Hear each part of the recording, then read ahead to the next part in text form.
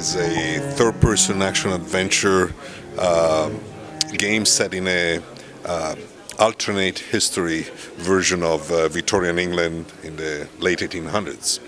The inspiration came from, I think, mostly history, but from many, many different places. Whether it was literature, whether classic literature like the novels of Charles Dickens, whether it was games that we absolutely love for certain mechanics that we actually always wanted to play and always wanted to make ourselves. Movies. It came from even paintings, actually. Sometimes it came from so many places because each of the elements of the order was drawn and inspired by different things that kind of came to a whole together. Creating a new studio, especially an independent studio in this day and age, is really, really difficult. When we started back in 2003, Ru and I were both coming from Blizzard. Neither one of us had ever created a studio before, and one thing we knew was that there were lots of things we didn't know. So we wanted to have an opportunity to grow a team at a pace that we felt comfortable with. And we already had offers back then as we were starting. We had some reputation. We had offers to, do what at the time was next generation stuff. PS3 did things. But the introduction of the PSP from Sony, we saw as an opportunity to really just not bite more than we could chew, and really take our time and be very, very picky about who we bring onto the team and the talent that we wanted to associate with. When you make games, all you are your team. It's all about getting the right people, but even more important, before you can tackle large projects, you have to give people an opportunity to grow into leadership positions.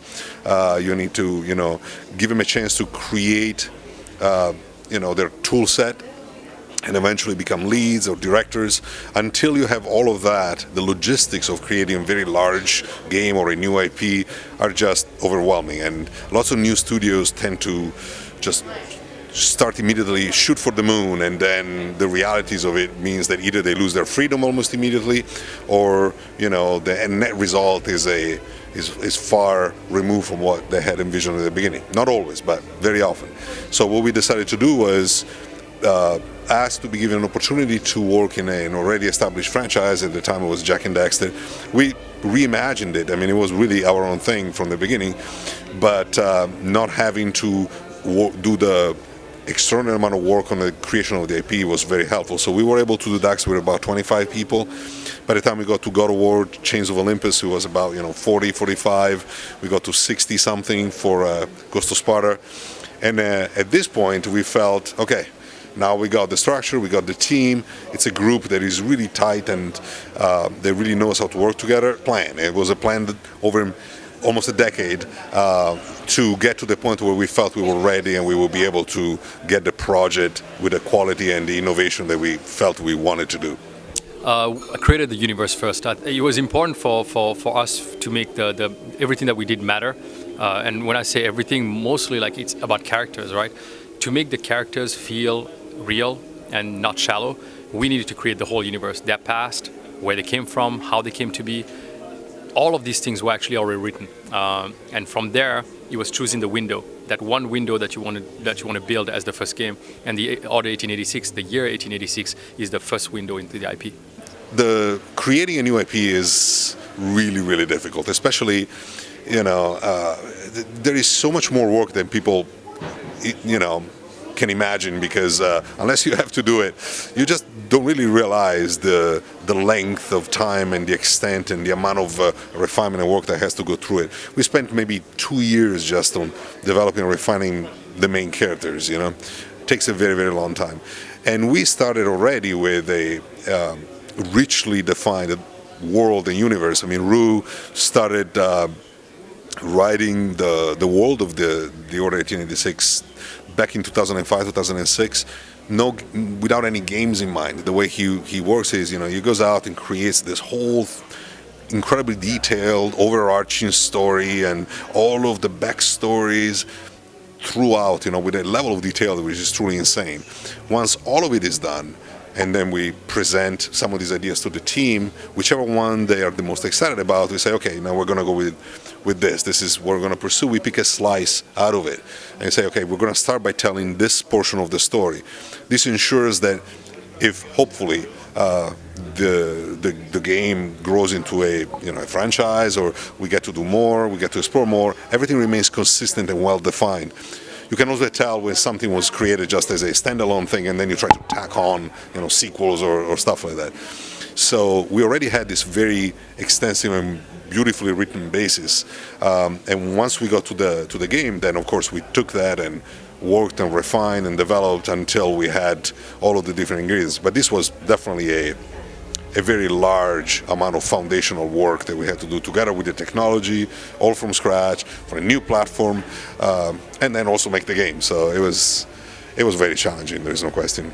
I hope so. As a matter of fact, actually, not only just in another game, in this game itself, although this is set in 1886, there's a lot of things in the game that you'll be able to find, that are not necessarily part of the main path of the game, that will add to already the lore that we're building through the game. And we've already done something actually outside the game on the marketing campaign also that actually has a lot of history that is not part of 1886. For example, we put out this video of like the search for the Tesla's lab. All of that is part of this big IP. There's a thread through the whole thing. There's a one thread that goes through the whole thing, and I hope that people will get a chance to experience more of that. There is a lot more in the future and in the past that I cannot talk about because we're not going to spoil any of that, of course. There are so many little details in the game that hint at the larger story and the larger universe. It's everywhere. Some of it, some people might get. Some of it might not even really completely make sense for now, or at least not to the extent that it will eventually if we get to continue to tell this story.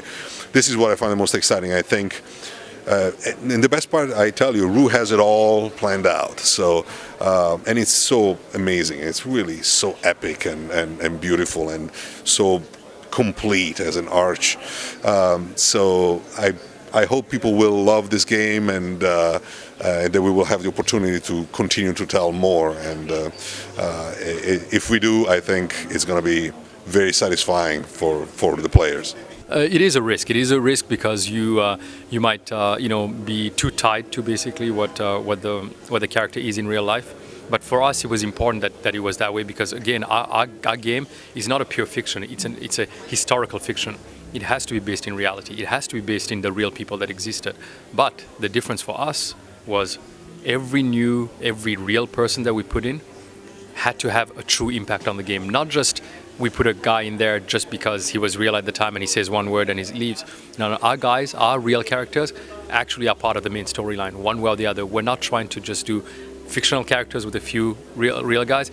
That real character and that fictional one are equal in our game. The game is gritty and dark only where it needs to be. There are lots of parts in this game that are not at all. They're extremely colorful and not in a whimsical or cartoony way, but this is London in the Industrial Revolution during an uprising. It is gritty, it is dark, it is brutal, and it's a time. I mean, real London, I believe, was quite a bit even more dark and even a little bit depressing in this particular point in history. It's a crucial time, and the game has to reflect, has to be true to its material. We can't just go and make London look like some rainbow-filled fantasy place. So a lot of work went into creating the atmosphere and the look and the vibe of the place. London is as much of a character in this as the characters themselves are.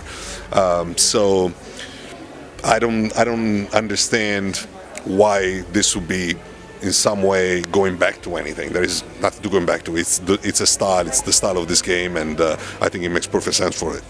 Oh my God, it's hard to actually pick one person who's going to get more. We built this game as an experience, one single experience through all these gameplay mechanics. So the cool thing is that already with the people who have played, of course, we had friends of ours play, have developers, play and all that stuff.